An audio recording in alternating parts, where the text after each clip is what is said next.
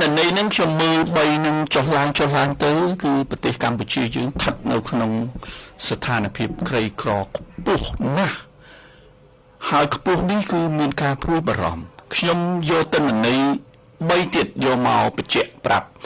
បងប្អូនថាតើហេតុអីបានខ្ញុំថាអញ្ចឹងឬក៏មូលបកាច់រដ្ឋាភិបាលទេឬក៏ចេះតែនិយាយមែននេះបើយើងមើលការសិក្សាអំពីសេដ្ឋកិច្ចសង្គមដដែលហ្នឹងគេអាចមើលមកជ្រុងទៀតពីរឿងអាហារូបត្ថម្ភគេហៅ nutrition កុមារដែលមានអាយុអាហ្នឹងឆ្នាំ2010ណាកុមារដែលមានអាយុក្រោម5ឆ្នាំគឺមានភាពស្លេកស្លាំងនឹងរហូតដល់